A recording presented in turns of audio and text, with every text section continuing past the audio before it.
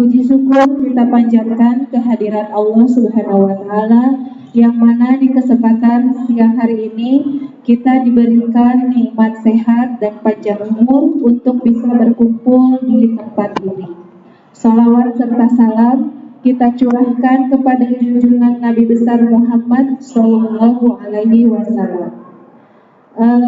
Saya selaku MC di acara ini mengucapkan terima kasih kepada Bapak Ibu Guru yang sudah hadir di dalam acara diseminasi atau penyebaran informasi yang berjudul penerapan budaya positif di sekolah. Baik, untuk susunan acara siang hari ini, yang pertama yaitu pembukaan, yang kedua menyanyikan lagu Indonesia Raya, yang ketiga pemaparan materi dari narasumber Bapak Muhammad Paris Supangkat, kemudian yang keempat sesi tanya jawab atau umpan balik dari Bapak Ibu, dan yang terakhir yaitu doa tutup. Langsung saja ya Pak ke acara pembukaan ya, biar mempersingkat waktu. Baiklah Bapak Ibu, untuk kegiatan hari ini kita akan buka dengan mengucapkan basmalah. Bismillahirrahmanirrahim. Semoga kegiatan atau acara hari ini berjalan dengan lancar, ilmunya bisa kita dapatkan dan akan kita terapkan nanti di sekolah. Kemudian untuk acara yang kedua yaitu menyanyikan lagu Indonesia Raya. Hadirin dimohon berdiri, Bapak Ibu dimohon berdiri.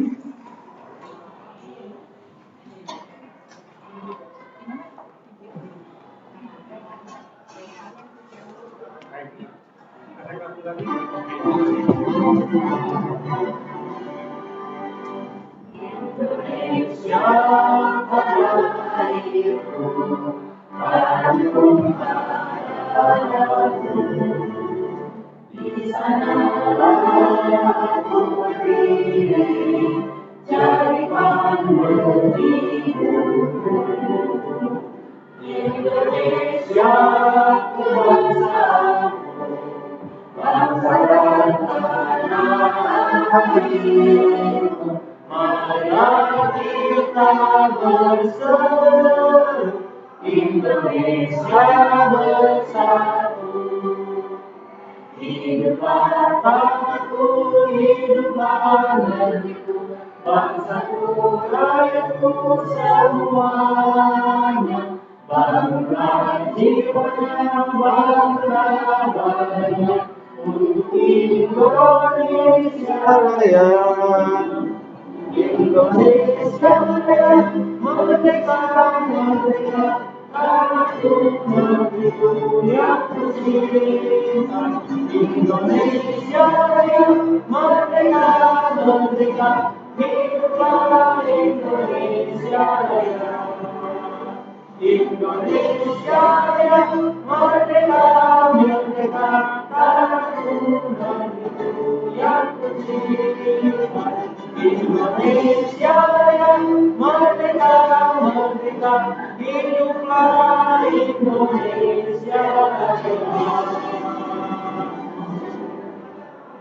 Ya, terima kasih Bapak Ibu, dipersilakan duduk kembali.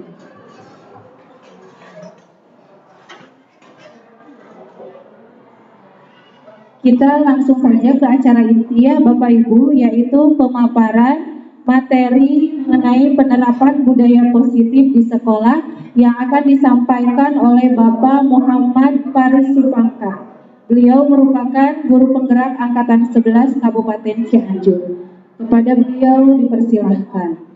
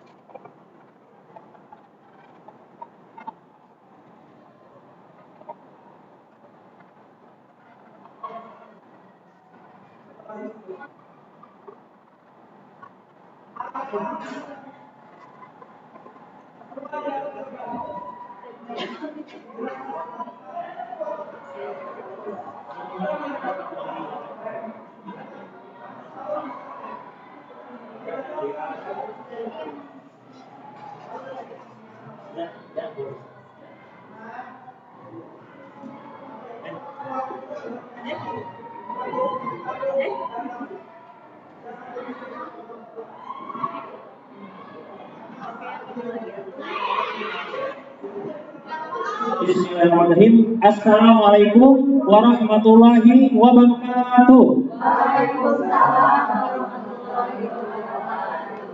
Bismillah, alhamdulillah, hamdan katsiran wa syukran ala ni'matillah, wassalatu wassalamu ala rasulillah sayyidina Muhammadin ibn wa ala alihi wa sahbihi wa mawalah. Asyhadu an la ilaha illallah wahdahu la syarikalah wa asyhadu anna Muhammadan abduhu wa rasuluhu la nabiyya ba'dahu.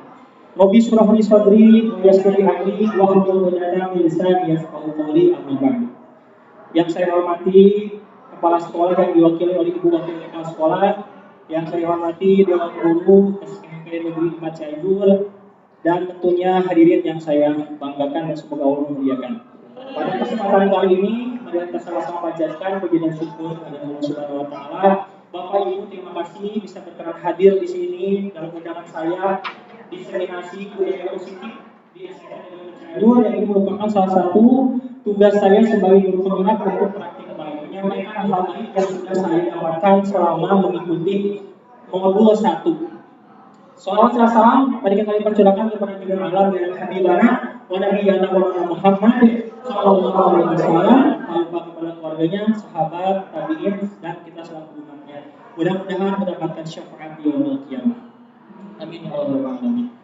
Sekali lagi saya ucapkan terima kasih Bapak Ibu guru hebat yang tentunya bisa mengikuti kegiatan pada kali ini, walaupun sekarang seyogyanya adalah waktu untuk beristirahat, tapi kehadiran Bapak Ibu ini tentunya memberikan aura yang luar biasa untuk perbaikan pendidikan di depan. Terima kasih tepuk tangan dulu untuk kehadiran Bapak Ibu pada kesempatan kali ini.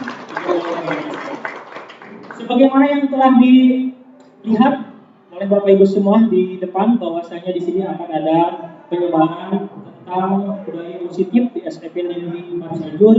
Dan kali ini program saya sudah tampak di sini Bapak Ibu ya. Kita lanjutkan ke slide selanjutnya. Oke. Salam bahagia, selamat datang para guru hebat.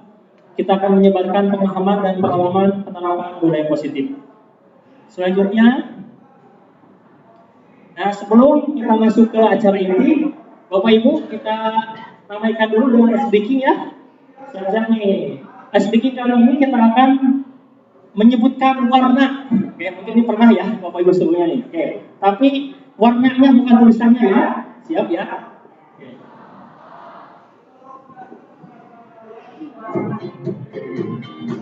Oke, mungkin jika ada yang mewakili pakai ini, Bapak Ibu. Ya. Silakan, coba dulu nih. Ya, contoh. Hitamnya bukan tulisannya ya. Ya. 3, 2, 1, ya. Belum, bukan.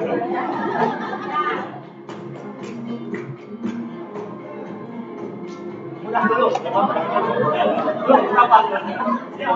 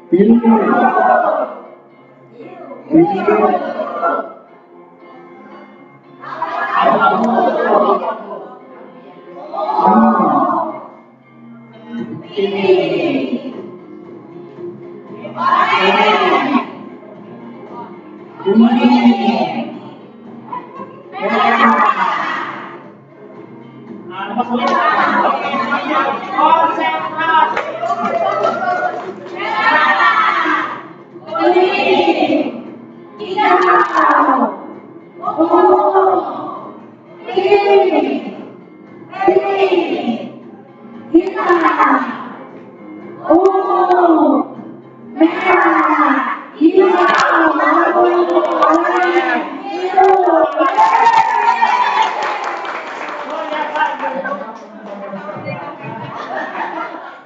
Oke, satu lagi SBGD yang bisa menebak dapat bonus sekali lagi satu. Ini kita masih seputar lokasi pada nanti di rumah masing-masing. Ini masih seputar warna ya. Oke, ada yang bisa menjawab Pak? Petunjuknya sesuatu yang berharga dan selalu diinginkan. Kalau 3 ungu ditambah 1 hijau, apa? Berlian. Berarti hijau berlian. 3 ungu tambah 1 hijau. Ini masih seputar warna. Kemudian sesuatu yang berharga dan selalu diinginkan. Oke, ada yang bisa saya menjawab? Apa iya? Sesuatu. Itu mundur nih. 30, 29, sama aja. 10, 9, 8, 7, 6. Benda boleh, warna juga boleh, silakan. Warna apa? Hijau merah. Haji menjawabnya. Oke, ada yang lain? Satu yang lagi. Berapa? Anggur. Oke. Ada yang bisa menerka kira-kira apa nih? Sesuatu yang berharga dan diinginkan apa biasanya? Tadi kan berlian kalau ada berarti ya. Oke. Iya betul. Sebetulnya ini uang. 3 ungu tambah 1 hijau jawabannya warna biru. Warna biru kan? 3 ungu. Yang ungu warna ungu itu uang warna berapa? 10.000. 10.000 tiga. Jadi jawabannya biru atau uang 50 itu karena itu yang berharga dan diinginkan. Oke, tepuk tangan nih SDG kali ini nih. Luar biasa Bapak Ibu ya. Semangat tentunya walaupun agak sulit menebak tapi ya udah mirip-mirip lah tadi. Mengapa tadi SDG-nya warna? Karena kita sebagai guru itu akan menemukan siswa yang tentunya berbagai macam warna. Gitu ya. Dan kita sebagai guru tentunya harus memberikan warna kepada siswa yang warnanya sama, tapi warna samanya positif misalkan. Kita beri warna tambahan agar warna yang positifnya bisa makin cerah. Tapi kalau warna negatifnya, kita jangan memberikan kepada dia agar muncul. Jangan sampai kalau beri warna kepada kita, oleh kita agar warna negatifnya jadi hilang.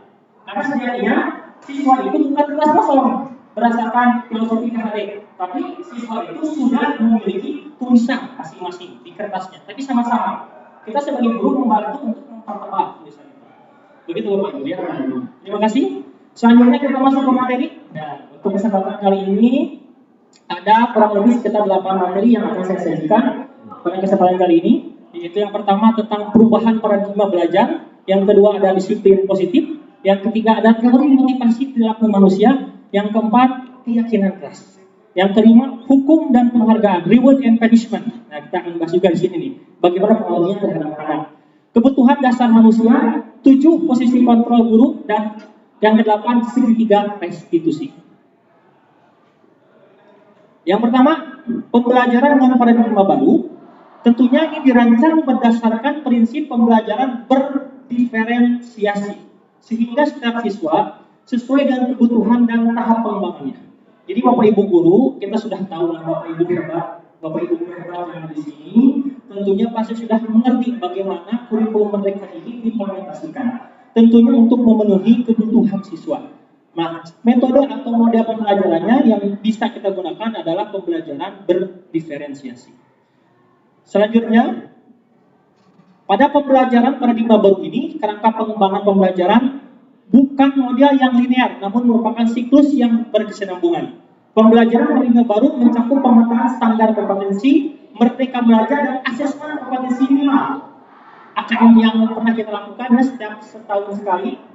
Terus sehingga menjadi ruang yang lebih luas bagi pendidik untuk merumuskan rencana pembelajaran dan asesmen sesuai dengan karakteristik dan kebutuhan peserta didik. Ketiga komponen ini selaras dan saling mempengaruhi keselarasan nilai yang diharapkan dapat mengubah paradigma pembelajaran agar terjadi perbaikan dan pengembangan praktik pembelajaran secara berkelanjutan. Pada pembelajaran paradigma ini tentunya yang akan ditinggikan siswa itu outputnya ada di titik profil pelajar Pancasila, berperan menjadi penuntun arah yang memandu segala kebijakan dan pembaharuan dalam sistem pendidikan Indonesia termasuk pembelajaran dan asesmen. Jadi luar biasa sekali ya Bapak Ibu, paradigma ini tentunya kita juga sudah bisa merasakan bersama. Istilah-istilah baru yang ditemukan ini adalah untuk pengembangan kompetensi anak, perbaikan juga mutu-mutu sekolah. Selanjutnya, untuk membangun budaya yang positif, sekolah perlu menyediakan lingkungan yang positif. Alhamdulillah di sini luar biasa sekali, pembiasaan positifnya sudah kita bisa laksanakan dan rasakan tentunya. Terus sekolah aman, nyaman, agar murid mampu berpikir, bertindak, dan menciptakan dengan merdeka, mandiri, dan bertanggung jawab. Salah satu strategi yang dilakukan adalah bentuk disiplin yang dijalankan selama ini di sekolah-sekolah kita. Nah, kita akan bahas tentang masalah kedepannya antara reward dan punishment. Perubahan paradigma ini, ada sedikit simulasi Bapak Ibu ya. Nah, ini tentang contoh perubahan paradigma. Saya berharap Bapak Ibu di sini hadir memang untuk berpasangan. Coba berpasangan, berdua berarti ya, ada pasangannya pas ya. Berpasangan. Oh Pak Tinggi dengan Pak Haji dengan berpasangan. Pak Haji dan Pak Haji. Ya. Oh ya. Coba dulu ya. Kita akan bersimulasi tentang perubahan paradigma nih. Ya polanya seperti ini. Kita akan bermain peran, Bapak Ibu. Di sini ada yang berperan sebagai A, ada yang berperan sebagai B. Ya. Jadi berpasangan nih berdua. Saya akan coba bacakan dulu bagaimana simulasi permainannya. Jadi ketika Anda sebagai A, tugas Anda adalah mengepalkan salah satu tangan Anda. Mungkin di sini tentukan dulu mana yang sebagai A, mana yang sebagai B. Silakan. Udah ada? A, B. Oke.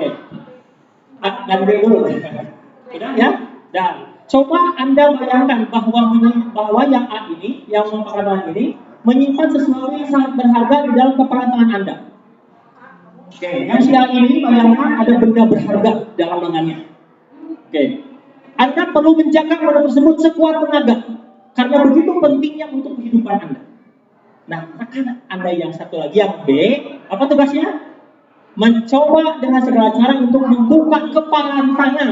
Berarti membujuk B, membujuk A untuk membuka kepala tangan. Yang A itu isinya itu luar biasa, benda berharga yang tentunya sangat menghargakan.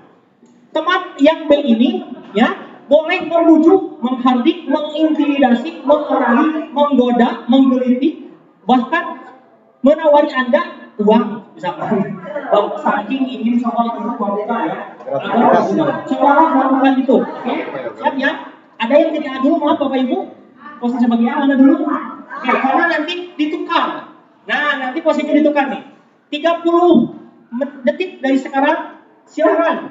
Si B merayu membuka. Silakan, merayu. 30.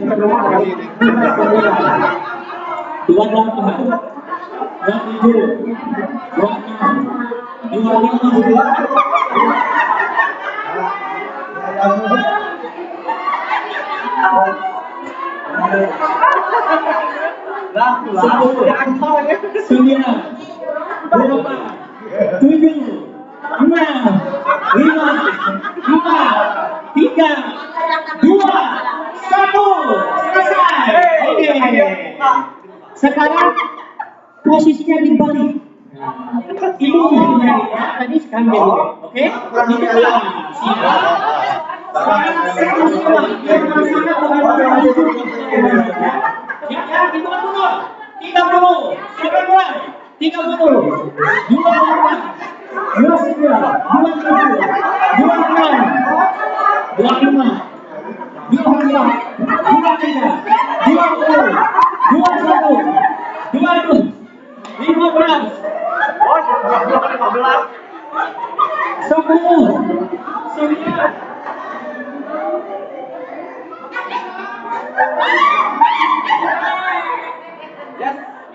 4, 3, 2, 1. Oke. Ya. Semuanya sudah berusaha, ada yang mencoba menggenggam sesuatu dan mencoba untuk melepaskan dan mempertahankan. Nah, selanjutnya ini pertanyaannya, bagi yang tadi tergoda ada nggak? Yang tergoda ada nggak? Oke, coba. Saya ngomong saya terbuka pertanyaannya. Sebetulnya bukan masalah tergoda atau tidaknya, karena Betul ya, bukan memberikan nada ancaman juga, tapi kalau misalkan barusan itu berusaha melepasnya dengan cara yang menjijikan.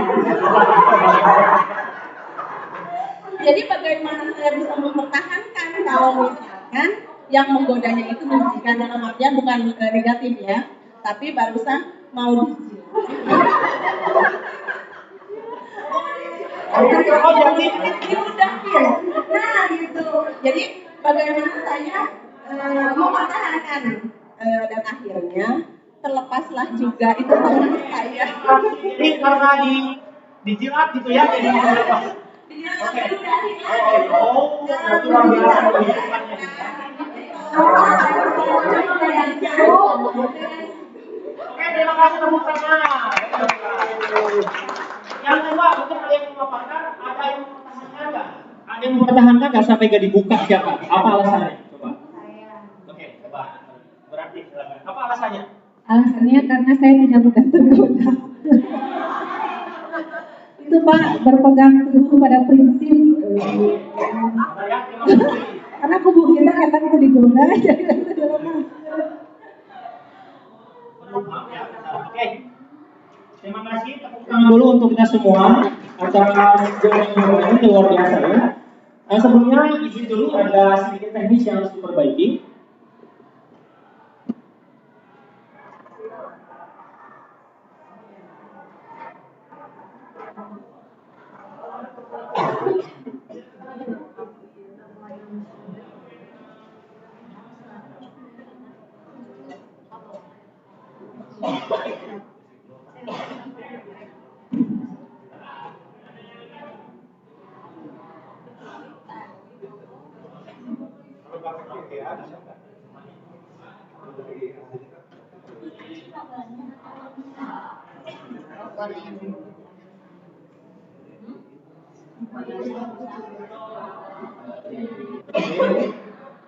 Dan selanjutnya Bapak Ibu, jadi hal tersebut yang kita perkatakan tadi sebetulnya itu ada pengaruhnya dengan teori kontrol.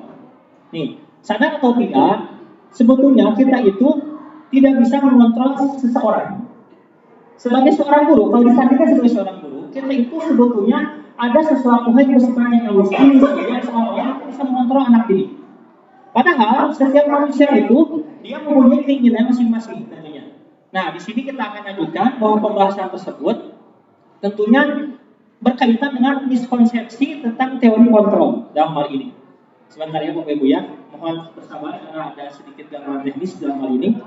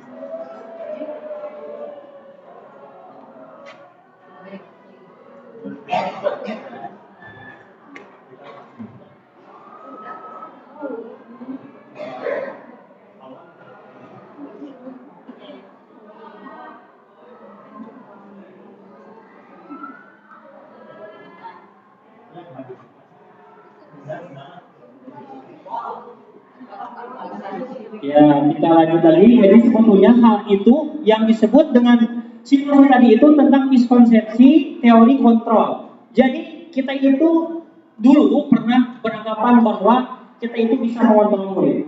Jadi ilusi guru mengontrol murid. Terus ilusi bahwa semua penguatan positif efektif dan bermanfaat. Ada juga ilusi bahwa kritik dan membuat rasa bersalah mampu menguatkan karakter. Dan ilusi bahwa orang dewasa berhak memaksa. Nah, jadi tadi kita itu sebetulnya kan tidak bisa memaksa ya. Apa yang kita genggam itu sebetulnya bisa aja kan siswa tersebut karena mungkin apa istilahnya hal tersebut ada hal sensitif bagi dia, maka tentunya dalam hal ini pendekatannya yang kita rubah. Ya, bagaimana kalau pendekatannya? Oke. Gitu nih. Jadi dalam hal ini ilusi-ilusi tersebut tentunya ilusi guru mengontrol murid. Pada dasarnya kita tidak dapat mengontrol murid untuk berbuat sesuatu jika murid tersebut memilih untuk tidak melakukannya. Walaupun tampaknya kita sedang mengontrol perilaku murid tersebut, hal ini karena murid tersebut sedang mengizinkan dirinya terkontrol. Terkadang bisa aja, kayak tadi mungkin ya karena takut dijilat atau diludahi, ya udah lepas aja, mungkin gitu. Padahal sebetulnya dia itu tidak ingin dikontrol sebetulnya. Terus ilusi bahwa penguatan positif, efektif dan bermanfaat. Penguatan positif atau bujukan adalah bentuk-bentuk kontrol. Segala usaha untuk mempengaruhi murid agar mengulangi suatu perilaku tertentu adalah suatu usaha untuk mengontrol murid tersebut. Terus ilusi bahwa kritik dan membuat orang merasa bersalah dapat menguatkan karakter. Juga sama, juga hanya sebatas ilusi. Menggunakan kritik dan rasa bersalah untuk mengontrol murid menuju pada identitas yang gagal. Terus ilusi bahwa orang dewasa memiliki hak untuk memaksa. Bahwa orang dewasa yang percaya bahwa mereka memiliki tanggung jawab untuk membuat murid berbuat hal tertentu, apapun yang dilakukan dapat diterima selama ada sebuah kemajuan berdasar sebuah aturan biasa. Nah, bagaimana seseorang dapat berubah dari paradigma stimulus respon kepada pendekatan teori kontrol? Nah, ini ada seorang ilmuwan yang bernama Stephen R. Covey, Principal Center Leadership tahun 1991, ini saya baru lahir, yang menyatakan bahwa bila kita ingin membuat kemajuan perlahan sedikit-sedikit, ubahlah sikap atau perilaku kita. Namun bila kita ingin memperbaiki cara-cara utama kita, maka kita perlu mengubah kerangka acuan kita. Mungkin ini sejalan dengan kita sebagai umat Islam kan, saya langsung teringat pada salah satu ayat, Ar-Rum ayat 11. Innallaha la yughayyiru ma biqaumin hatta yughayyiru ma bi anfusihim. Nah, ini sebetulnya mungkin terilhami dari Al-Quran itu nih. Ya, jadi sebetulnya Allah tidak akan mengubah suatu kaum sehingga kaum tersebut mengubah dirinya sendiri. Ya, korelasinya seperti itu. Selanjutnya pada stimulus respon seolah-olah orang lain yang dapat kita kontrol, dapat kita kendalikan.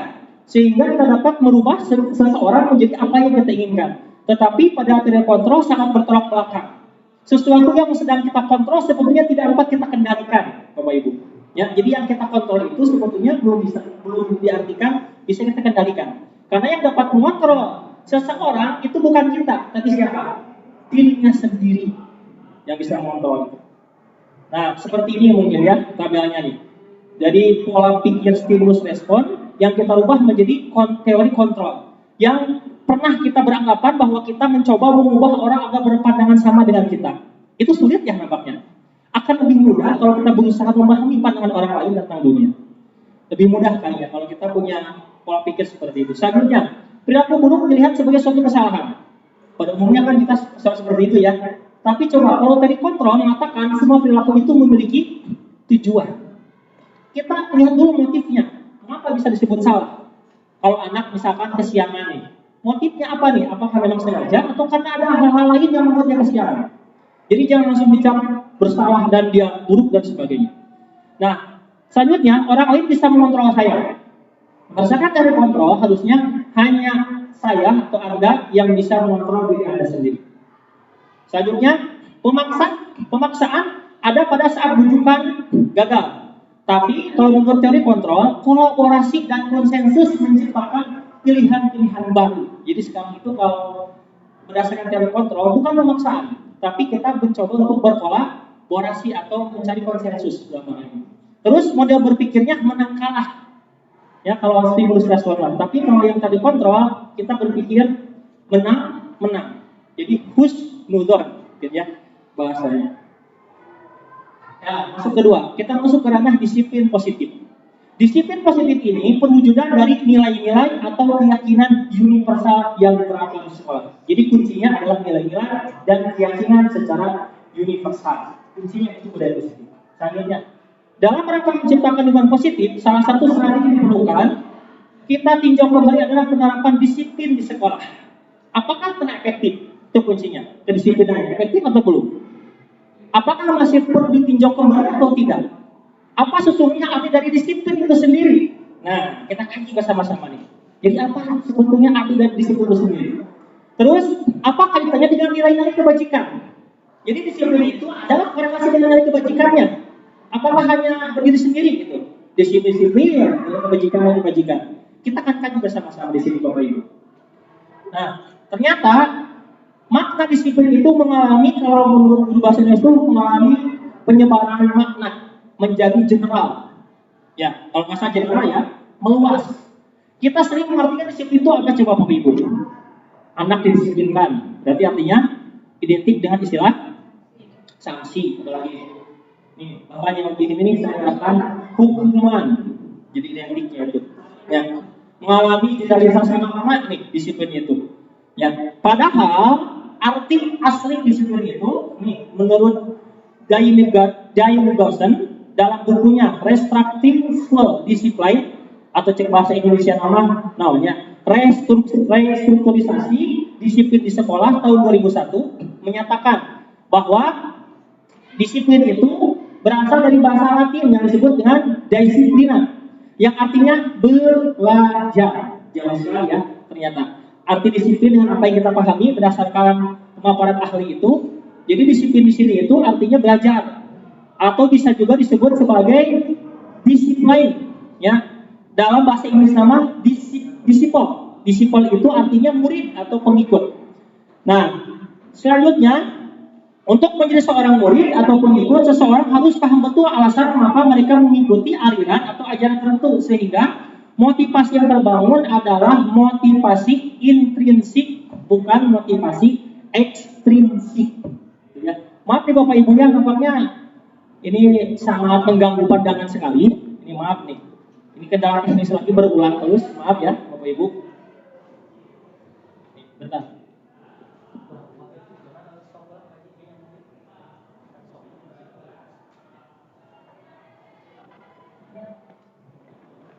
Kena di stop pula. Di stop atau pause? Di stop. Mana sih stopnya? Stop aja Pak Haji. Stop aja. Mungkin disambungkan.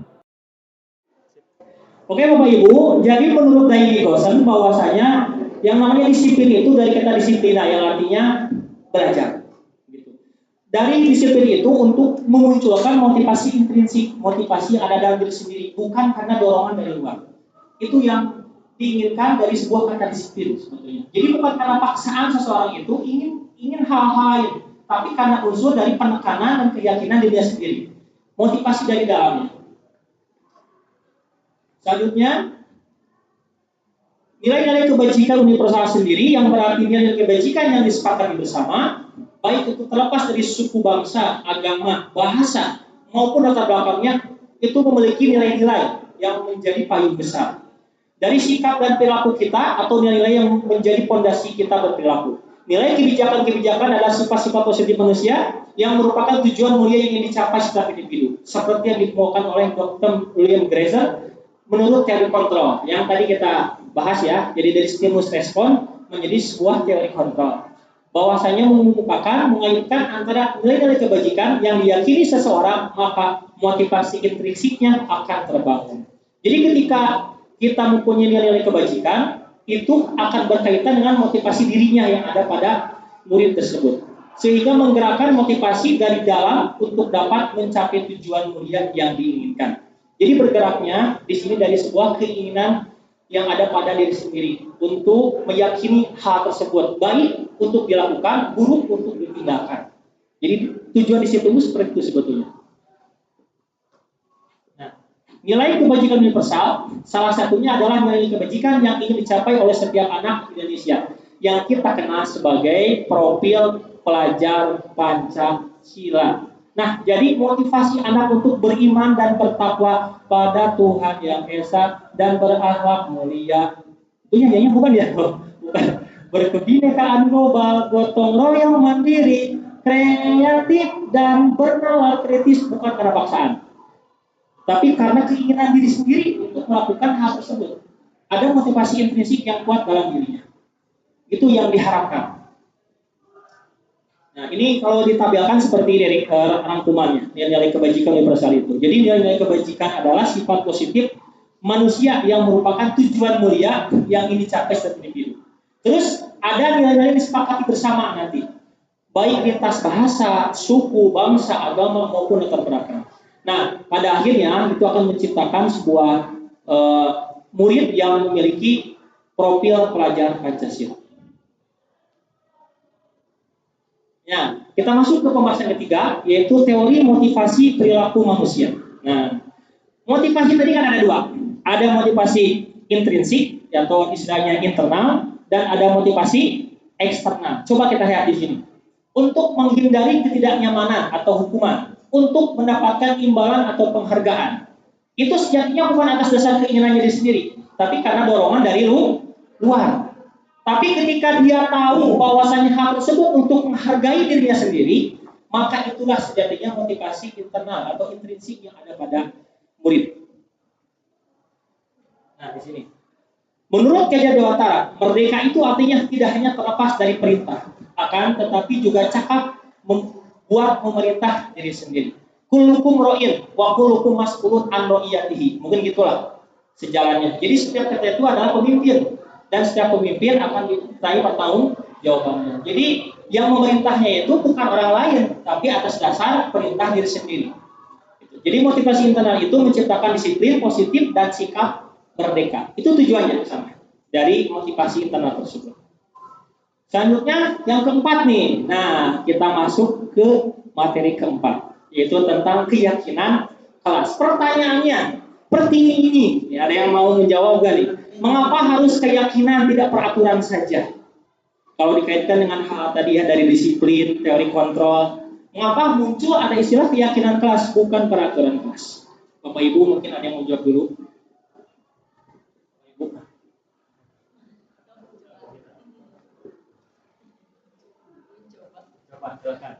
Kalau Assalamualaikum warahmatullahi wabarakatuh. Kalau untuk peraturan mungkin kesannya diatur mungkin ya Pak ya. Tapi kalau untuk keyakinan, meyakini bahwa itu yang terbaik untuk kita. Ya. Tambahan dari Bapak Ibu sekalian, oke, Ibu, silakan. Menambahkan saja, kalau menurut saya keyakinan kelas itu mengapa tidak peraturan? Karena ini dibuat atas kesadaran intrinsik yang dibangun. Karena dalam keyakinan kelas itu kan siswa diminta kira-kira apa nih harusnya begitu. Jadi keyakinan kelas dibuat bukan top bottom tapi bottom up. Ya. Bapak Ibu, sudah cukup luar biasa nih. Jadi memang harus keyakinan karena itu dikaji daripada motivasi intrinsipnya sebetulnya. Kaitannya dengan pembahasan tadi. Jadi istilah yang tepat itu bukan peraturan. Karena peraturan itu mungkin tadi ada yang takut, itu adalah motivasi intrinsik kalau misalkan sifatnya peraturan. Nah, kita lanjut. Nah, oke, perhatikan pertanyaan berikut. Nah, ada lagi kan pertanyaan. Mengapa kita memakai helm ketika memakai kendaraan bermotor? Gimana jawabannya, Bu Haji? Sebetulnya memang ada manfaatnya ketika kita memakai helm kendaraan bermotor. Yang paling utama punya keyakinan bahwa ketika kita memakai helm itu adalah untuk melindungi kita. Tetapi yang berkembang adalah karena takut polisi.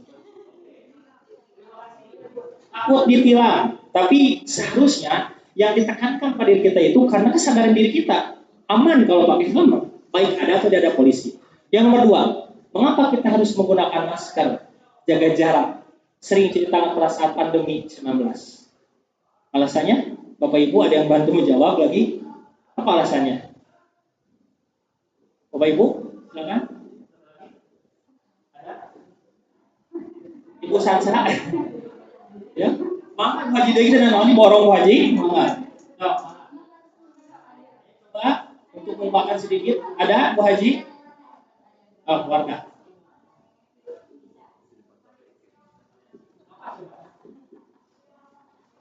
Supaya tidak terpapar dan tidak memaparkan virus. Saudara sendiri sadar, oh iya ini lagi COVID, lagi banyak virus yang menyebar, jadi salah satu langkah pencegahan supaya tidak terpapar dan memaparkan adalah dengan memakai masker. Lagi untuk Bapak Ibu nih. Ya. Nah, oke, silakan Ibu. Waktu zaman COVID kita menggunakan masker, jaga jarak dan sering cuci tangan karena diperintah. Maka di masjid juga kan ada jaga jarak. Kita diperintah ya nurut aja. Ada 2 hal di di sini. Ada yang bersifat motivasi eksternal dan ada yang bersifat motivasi internal dalam hal ini. Nah, oke, kita lanjut lagi. Nah, jadi hal tersebut tentunya ketika maaf Bapak Ibu, ketika kita ada di level takut polisi, misalkan kalau pakai helm berarti Ibu masih belum memaknai diri memakai motivasi intrinsik. Belum, karena masih takut pada sebuah peraturan. Gitu. Nggak salah, tapi itu kurang tepat bahasanya. Kan tadi bukan benar atau salah nih. Tapi alangkah lebih baiknya kalau itu berdasarkan atas motivasi diri kita sendiri bahwa itu untuk keamanan kita, terus untuk kesehatan kalau COVID memakai masker dan sebagainya. Itu sebetulnya yang diharapkan itu. Nah, bagaimana membuat keyakinan kelas? Di sini bisa dilihat bahwa keyakinan kelas itu lebih abstrak dari peraturan, lebih merangkum, lebih ringkas abstrak. Ya, kalau di deskripsi kan di bagian depan suka ada abstrak, ya. Ini lebih abstrak daripada peraturan. Terus berupaya berupa pernyataan universal. Ya, tadi kalau bagian ya. Jadi dari anak kan sifatnya universal, bukan atas dasar dari satu orang, ya, paksaan enggak. Dibuat dalam bentuk kalimat positif. Nanti setelah anak-anak membuat kalimat nasi numpang, kita susun menjadi kalimat positif yang bernadakan positif, yang negatifnya kita buang. Tidak telat. Berarti kalimat positifnya apa? Datang tepat waktu. Oke, ya. Jadi kita ubah nih kalimat-kalimat yang rumpang tersebut menjadi tatanan bahasa yang positif. Terus sedikit saja agak mudah diingat. Ya. Keyakinan itu kan biasanya sedikit agak mudah diingat. Sesuai dengan kondisi kelas dan sekolah agar mudah diterapkan. Karena nggak sempat memaksa kan, berdasarkan diskusi bersama tadi. Semua warga atau kelas sekolah dilibatkan saat membuat. Tadi pasti dilibatkan. Siapapun boleh mengemukakan pendapatnya. Selanjutnya, nah kita coba ya, tentukan keyakinan dari peraturan berikut. Dari setiap keyakinan akan ada nilai yang dibentuk, ya. Nilai intrinsiknya apa nih? Siap ya Bapak Ibu ya? Kita tebak-tebakan lagi. Coba, kalau ada selalu kembalikan buku ke tempatnya. Kira-kira nilai apa nih? Kalau ada siswa yang seperti ini, nilainya berarti jujur atau disiplin atau apa? Tanggung jawab. Kita cek ya, ini masih debatable ya. Walaupun misalnya nggak sesuai, bisa didebat. Kita lihat, tarang, tanggung jawab. Betul. Berarti anak punya unsur tanggung jawab. Keyakinan dirinya itu nilainya itu bertanggung jawab. Selanjutnya, dilarang mengganggu orang lain. Apa kira-kira nilai-nilainya nih? Nilai kebajikannya nih yang muncul ketika seseorang nggak mau mengganggu orang lain nih. Menghargai. Oke. Kita lihat ya. Tarang, menghormati, betul, menghargai orang lain. Selanjutnya, hadir di sekolah. Oke. Hadir di sekolah 15 menit sebelum pembelajaran dimulai. Oke. Tarang. Menghormati orang lain atau berkomitmen, masih debatable ya. Oke, di disiplinnya bisa disebut siswa tersebut memiliki komitmen. Selanjutnya, dilarang melakukan kekerasan. Ya, nilai kebajikannya. Menghormati, tidak apa lagi. Kasih sayang. Tarang. Keselamatan, betul. Menghormati orang lain, betul. Ya, care, betul, care. Satu lagi, jangan berlari di kelas atau koridor. Apa ya? Jawabannya, keselamatan ya. Kita cek nih, tarang, keselamatan atau keamanan. Tepuk tangan luar biasa nih, ibu sudah. Ini ibu-ibu hebat, guru-guru hebat deh. Karena cuma bapak dan ibu-ibu yang ada di sini. Bapak. Nah ini contoh yang sudah saya lakukan di kelas. Yang pertama berdiskusi dulu dengan anak-anak, lalu merumuskannya nggak di sticky note, saya langsung di Padlet. Jadi buat Padlet, anak kasih linknya, lalu disuruh mengisi di sana.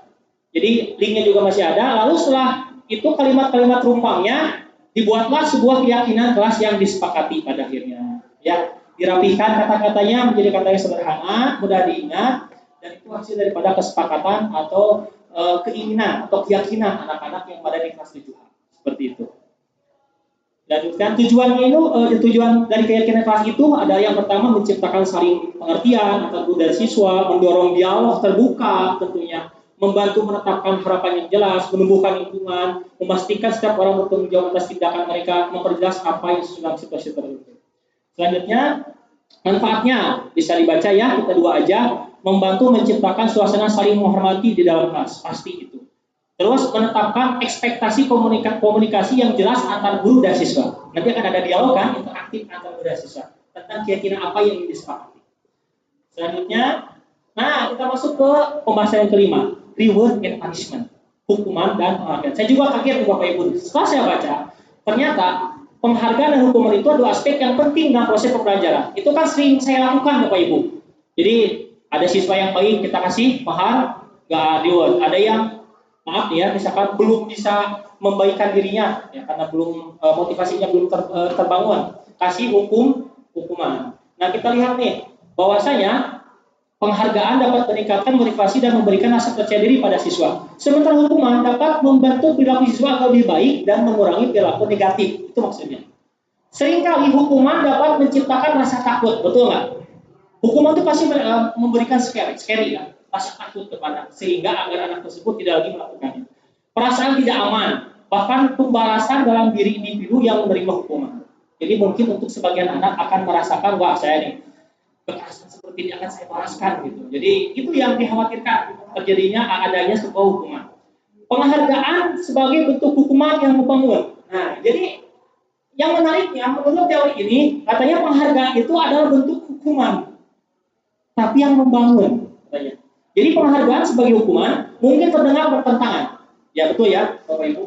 Tetapi sebenarnya dapat menjadi alat yang kuat dalam membentuk perilaku positif tentunya. Pengembangan diri dan keterampilan individu yang jika pemberiannya dilakukan secara tepat berdasarkan dosisnya, tidak berlebihan.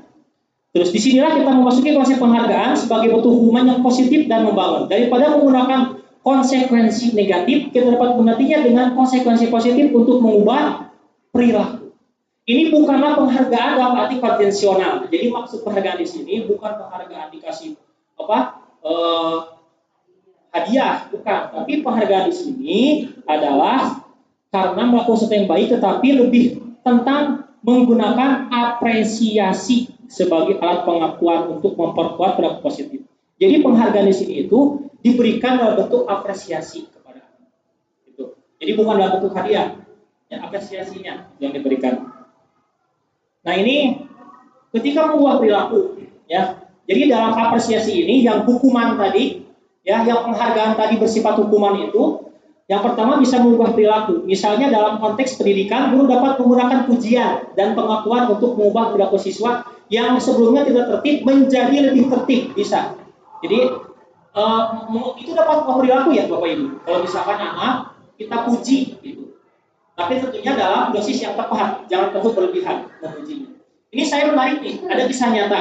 Di Jepang ada seseorang siswa SMA yang introvert. Dia itu merasa dirinya itu jelek, ya.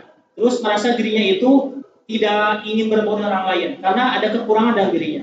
Lalu ada seseorang yang memutus untuk memuji. Jadi seseorang itu disuruh untuk memuji terus si perempuan tersebut. Misinya itu adalah memuji perempuan tersebut, dipuji terus. Yang akhirnya berubah 180 derajat. Kurang lebih selama 2 minggu atau 3 minggu, si perempuan tersebut yang sering dipuji, laki tersebut berubah menjadi percaya dirinya tinggi. Ini berdasarkan kisah di mana saya baca. Oh ternyata apresiasi itu juga kepada anak itu sedikit demi sedikit mungkin bisa mengubah perilaku anak. Terus mengembangkan dirinya. Di luar pendidikan, penghargaan dapat digunakan sebagai hukuman yang membangun dalam konteks pengembangan diri. Misalnya, seseorang individu yang berusaha untuk mencapai tujuan pribadi dapat memberikan penghargaan diri sendiri setiap kali mencapai tonggak tertentu. Hal ini memberikan insentif untuk mencapai lebih banyak prestasi, menggantikan dorongan untuk menghindari hukuman. Nah, terus untuk juga mengukur kemajuan juga sama. Jadi penghargaan sebagai bentuk hukuman dapat digunakan untuk mengukur kemajuan dan motivasi seseorang dalam konteks olahraga, misalkan. Atlet mungkin dapat mengakuan penghargaan jika mereka mencapai target latihan. Ini dapat menjadi hukuman yang membangun, yang memberikan dorongan tambahan untuk mencapai target.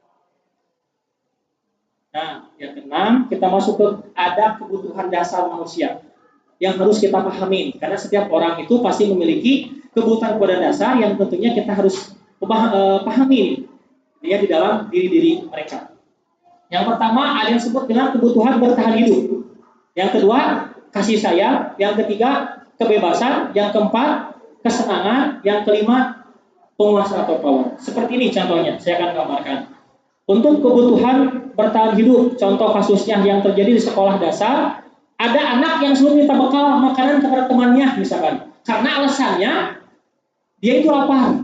Misalkan kunaon budak teh, sok nyenak wae, mungkin wae minta wae makanan ke temannya. Bisa aja karena dia itu kebutuhan hidupnya tidak terpenuhi. Karena di rumahnya maaf, misalkan dia tidak kurang punya karena apa, bisa aja kan alasannya. Gitu. Yang kedua, mungkin aja karena alasannya anak tersebut memiliki rasa kasih sayang dan rasa diterima, ingin. Jadi rasa kasih sayang itu ingin diperlihatkan. Gitu. Bisa aja ada yang seperti itu.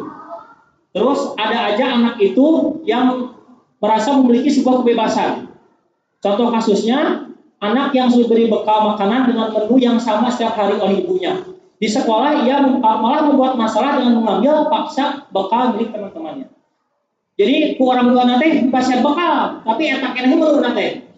Karena merasa anak tersebut merasa kebebasannya tinggi, mungkin bakal minta ke temannya. Itu bisa jadi itu.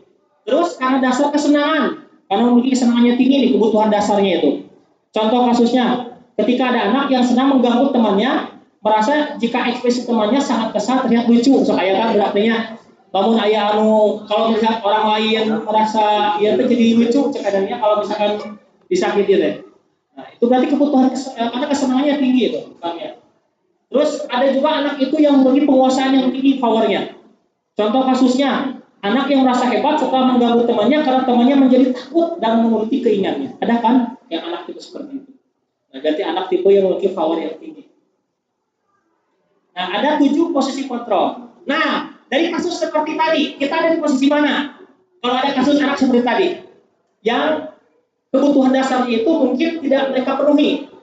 Kita ada di posisi mana? Apakah ada di penghukum, sebagai seorang guru, atau pembuat merasa bersalah, atau posisi teman, atau posisi pemantau, atau manajer?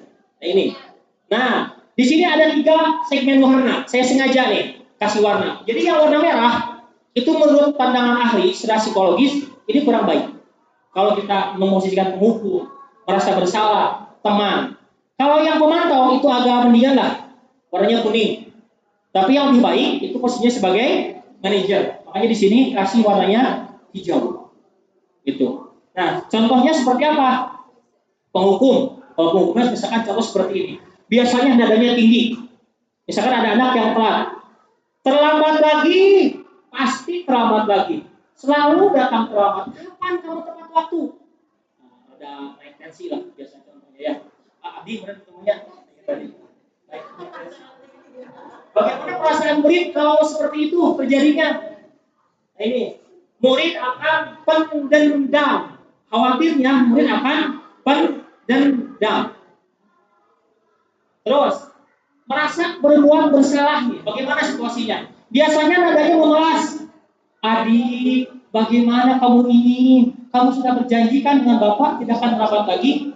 Kamu kenapa ya senang sekali mengecewakan Bapak? Bapak benar-benar kecewa sekali. Kadang kita itu memuat seperti itu. Ya, jadi merasa anak itu seolah dia itu bersalah, merasa bersalah. Secara psikologis itu tentunya tidak baik pada perkembangan anak. Murid merasa menjadi orang yang gagal dan tidak sanggup membahagiakan orang lain. Takutnya seperti itu, merasa gagal gitu.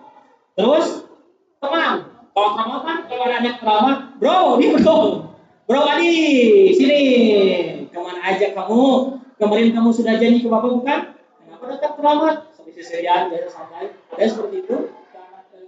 Ke murid, ya sudah tidak apa-apa lah. Duduk saja, biar Bapak yang urus. Oke bro? Kadang-kadang itu biasanya santai seperti itu. Ya. Apa perasaan murid kalau misalkan ada guru seperti itu? Nanti murid sisi negatifnya, murid akan menjadi tergantung pada guru tersebut. Nah, itu sisi negatifnya. Jadi akan tergantung pada guru tersebut. Nah, berdasarkan psikolog seperti itu. Ya. Nah, paling tidak sebagai pemantau aja. Ya. Apa itu pemantau? Berarti mengawasi. Pada saat kita mengawasi, kita bertanggung jawab atas perilaku orang yang kita awasi. Gitu ya. Nah, seperti ini mungkin kalau pemantau mah nadanya datar biasanya pemantau. Adi, Tahukah kamu jam berapa kita mulai? Kalau misalkan terlambat. Cek adik, tahu Pak. Kamu terlambat 15 menit. Apakah kamu sudah mengerti konsekuensi yang dilakukan bila terlambat? Adik paham Pak, saya tinggal kelas pergi istirahat. Nanti akan mengerjakan tugas dengan saya. Ya benar. Nanti pada saat jam istirahat, kamu harus tinggal kelas untuk menyelesaikan tugas yang tertinggal. Jadi pemantau mas seperti itu. Posisinya ada konsekuensi yang harus anak laksanakan. Nah, hasilnya seperti apa? Hasilnya murid memahami konsekuensi yang harus dijalankan karena telah melanggar salah satu peraturan sekolah. Ada sedikit positifnya. Nah, yang lebih baik tentunya sebagai manajer, karena manajer itu mempersilahkan murid mempertanggungjawabkan perilakunya, karena nanti akan nilai-nilai kebajikan berdasarkan motivasi intrinsiknya akan terbangun.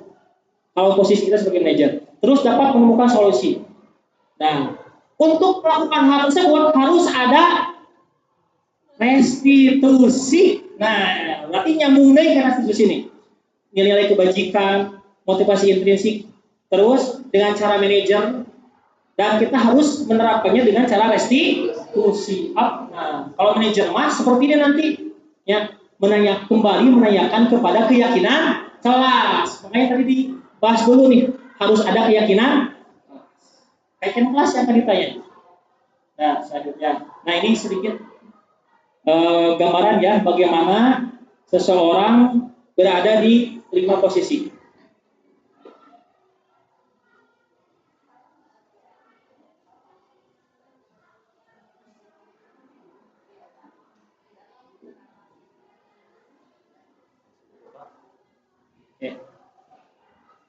Oke. Kita lanjut saja Bapak Ibu. Tadi ada video sebetulnya tentang bagaimana cara seseorang guru untuk mendemonstrasikan kelima posisi tersebut. Atau mungkin saya sajikan dulu ya sedikit ya Bapak Ibu ya. Saya sajikan dulu bentar.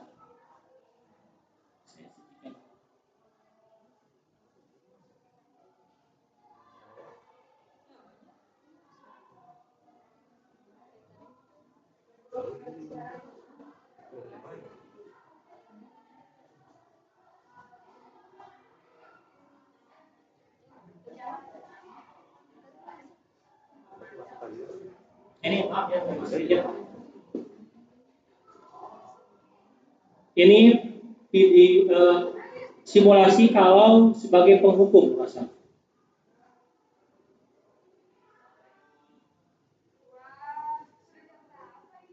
Oh ini sebagai teman ya.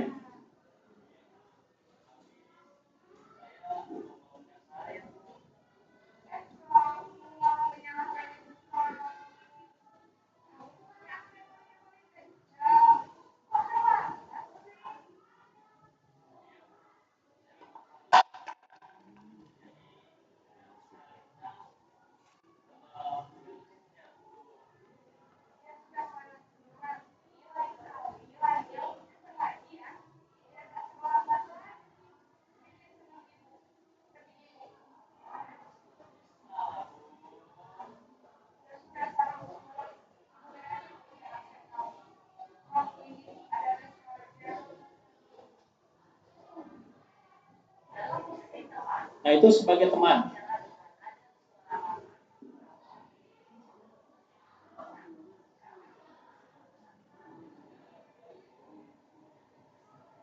Ini sebagai pemantau Bapak Ibu. Saya percepat.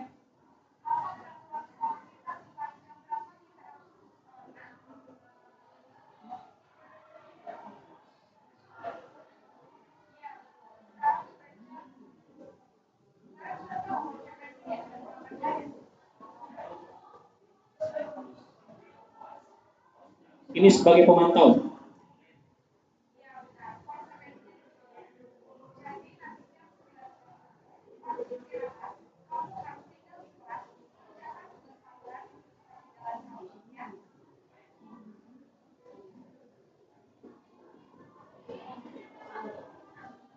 Nah, ini sebagai manajer. Satu lagi posisi manajer.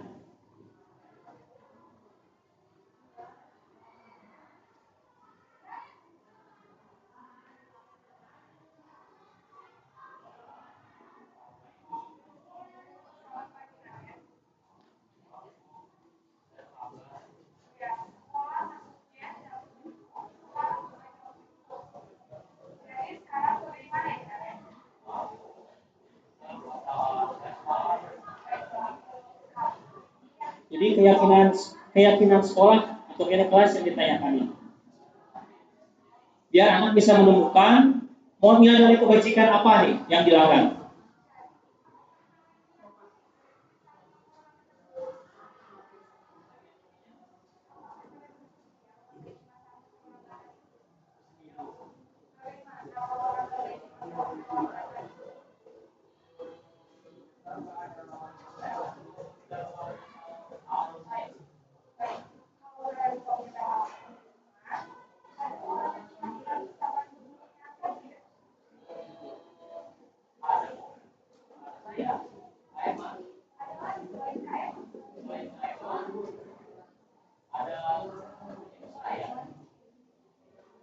Bapak Ibu, seperti itulah penampakan tadi posisi manajer. Jadi keyakinan kelasnya ditanyakan oleh guru tersebut untuk menggali motivasi-motivasi baik yang ada dalam guru tersebut.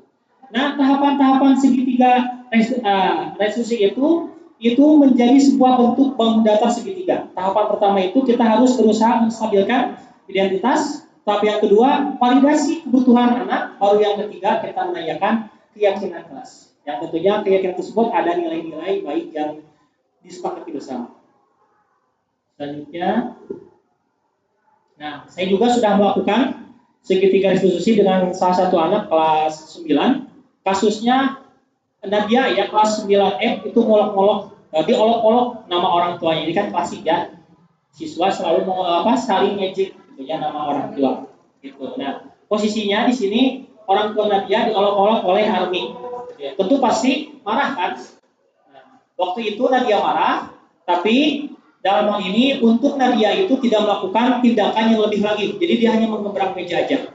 Ya, dia tidak memukul untungnya. Dalam hal ini saya melakukan langkah-langkah segitiga diskusi. Ya, nah ini percakapannya seperti ini. Saya, selamat siang Nadia, bagaimana kabarnya? Alhamdulillah guru. Tadi Bapak mendengar laporan dari kelas, dari ketua kelas katanya kamu habis bertengkar.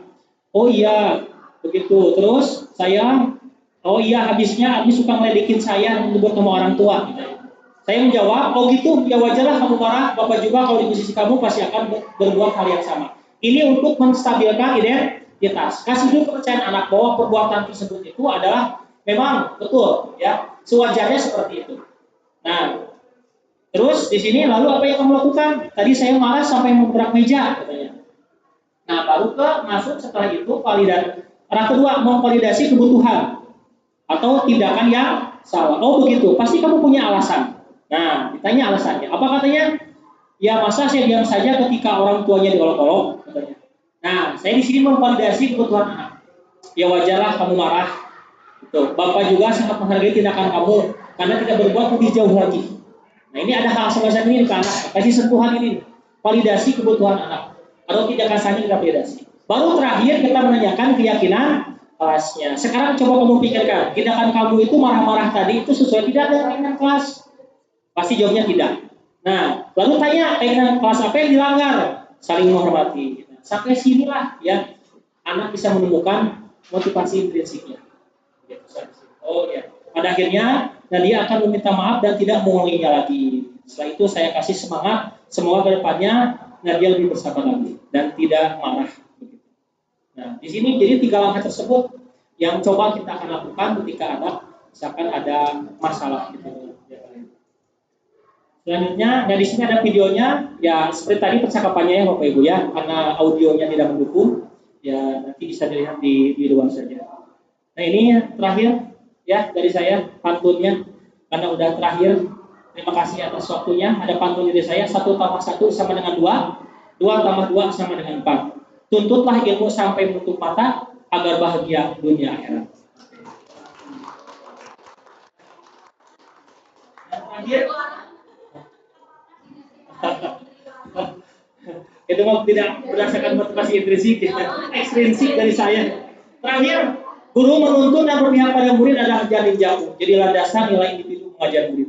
Itu jadi nilai yang akan saya terus pertahankan sebagai seorang guru. Terima kasih Bapak Ibu untuk waktunya. Saya serahkan kepada MC. Oh gitu. Dan terakhir mungkin ada yang mau bertanya.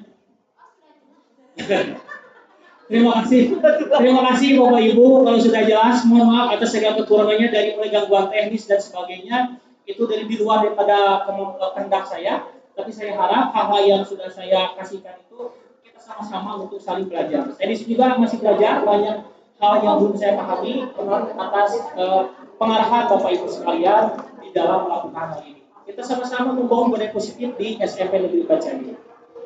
SMP Negeri 4 Cianjur hebat. Terima kasih. Assalamualaikum warahmatullahi wabarakatuh. Selanjutnya Bapak Ibu bisa sambil pulang di rumah minta bantuannya untuk mengisi refleksi aja. Di sini refleksinya berupa Google Form. Saya ke grup di rumah aja. Nggak boleh di rumah juga. Terima kasih. Foto juga boleh foto. Bapak Ibu terima kasih.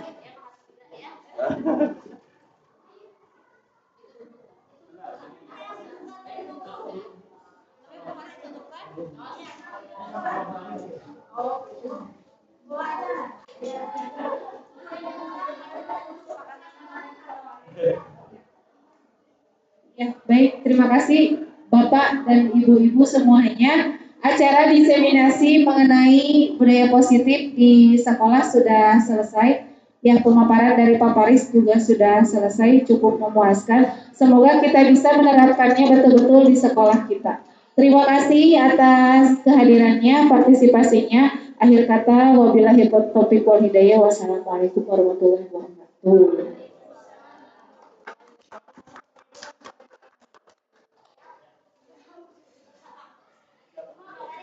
Pak Roman, Pak.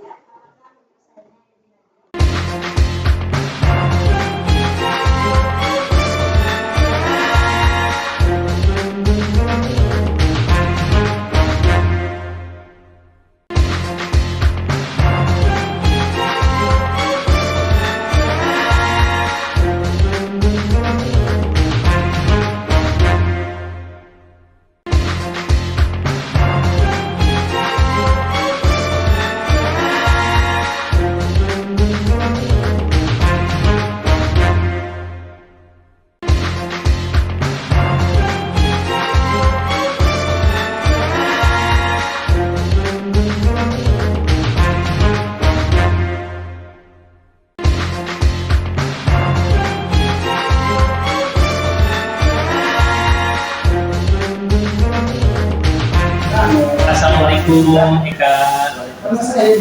Bagaimana kabarnya pagi ini? Alhamdulillah juga baik. Begini Eka, tahu nggak Bapak panggil Eka di sini? Begini Eka, Bapak itu dapat laporan dari guru bahwasanya Eka itu sering terlambat ya masuk kelas. Mengapa demikian? Saya suka malas Pak buat belajar, jadinya tidak mengerjakan tugas sebenarnya sering dalam sekolah. Oh, begitu. Menurut Eka itu benar atau salah?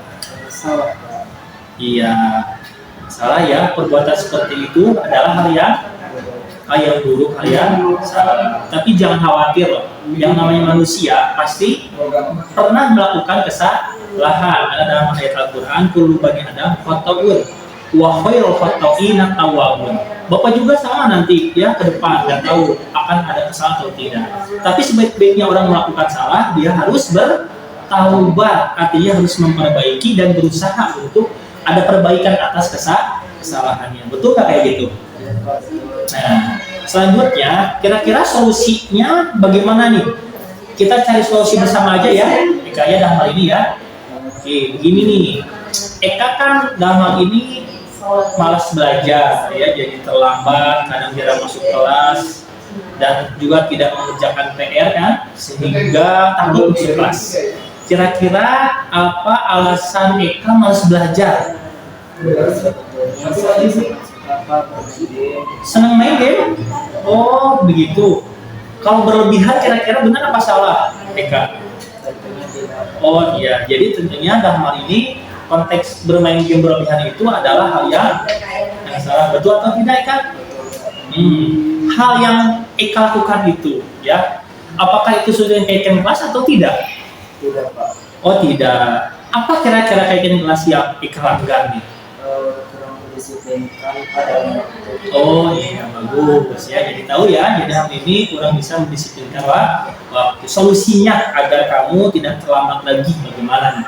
Mungkin saya akan meningkatkan performa saya dalam belajar sehingga mengerjakan tugas dan tidak terlambat lagi masuk kelas. Luar biasa sekali Bapak mendengarnya ya, semoga ucapan Eka ini tentunya bisa memberikan perbaikan-perbaikan ke depan, dan Bapak harap Eka menjadi pribadi yang lebih baik lagi ke depan. Oke ya, terima kasih atas kerjasamanya Eka. Assalamualaikum warahmatullahi wabarakatuh.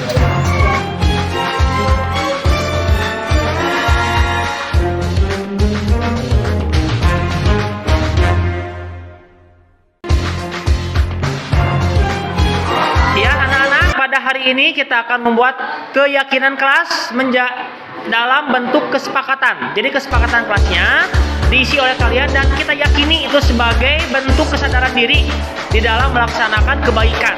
Ya, Sahia, ada berapa pertanyaan di padatnya? Apa? Yang pertama?